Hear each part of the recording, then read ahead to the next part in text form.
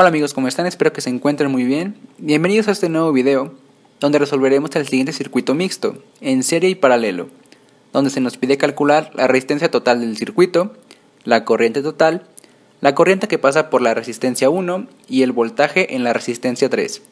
Una vez dicho esto, comencemos con el video.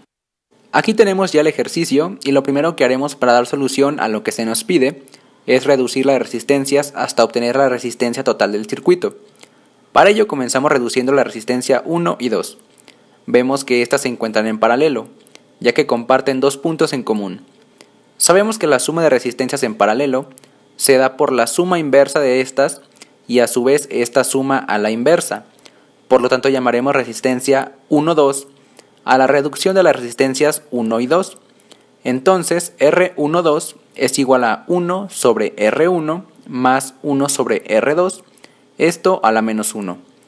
Cabe mencionar que existen varias fórmulas o procedimientos para la reducción de resistencias en paralelo, pero al final todas son equivalentes. R12 será igual a 1 sobre 12 ohm más 1 sobre 6 ohm, esto a la menos 1. Resolviendo con la calculadora obtenemos un resultado de 4 ohm. Y nuestro circuito queda de la siguiente manera. Como vemos, ya solamente quedan dos resistencias, las cuales se encuentran en serie, ya que solo comparten un punto en común. Haremos la reducción de estas resistencias en la siguiente página. Aquí tenemos ya el circuito y ahora tenemos a la resistencia 1,2 en serie con la resistencia 3. La suma en serie de estas resistencias nos proporcionará la resistencia 1,2,3, que es equivalente a la resistencia total del circuito.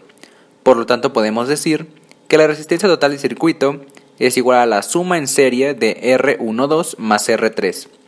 Esto es igual a 4 ohm más 12 ohm, y esto da como resultado una resistencia total de 16 ohm. Acá podemos ver el circuito equivalente o total, el cual consta de la fuente de voltaje conectada directamente a la resistencia total. De este último circuito podemos calcular la corriente total que fluye por este. Partiendo de la ley de Ohm, tenemos que corriente o intensidad total es igual al voltaje total, o sea, al voltaje de la fuente, entre la resistencia total. Esto es igual a 64 volts entre 16 ohm. Esto da como resultado una corriente total de 4 amperes. Y la ubicamos en nuestro circuito en el sentido de las manecillas del reloj. Lo siguiente que calcularemos es el voltaje en la resistencia número 3. Partiendo de la ley de Ohm, el voltaje es igual a la corriente que circula por R3 por el valor de la resistencia 3. Ahora bien, ¿qué corriente circula por R3?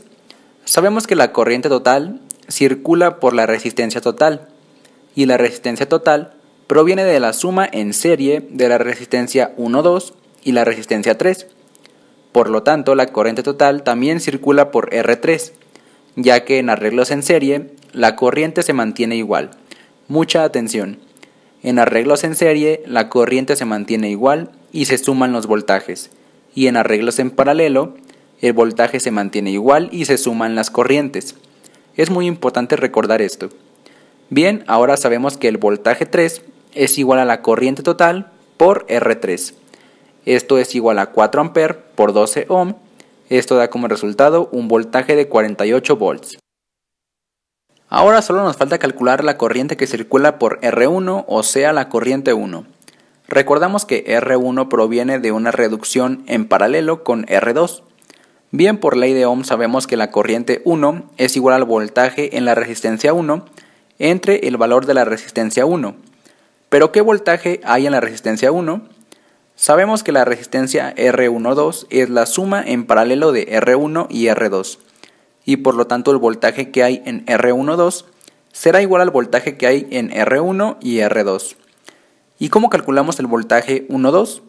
Pues bien, este está dado por la corriente total, ya que esa es la corriente que circula por la resistencia 1,2, por el valor de la resistencia 1,2. Esto es igual a 4 amperes por 4 ohm. Esto da como resultado 16 volts. Y ahora sí podemos decir que la corriente 1 es igual a 16 volts entre 12 ohm, que es el valor de la resistencia 1. Esto es igual a 1.333 amperes. Para finalizar, pasemos a comprobar nuestros resultados. Aquí podemos ver el primer multímetro comenzando de izquierda a derecha, que nos ofrece el valor de la corriente total que es igual a 4 A.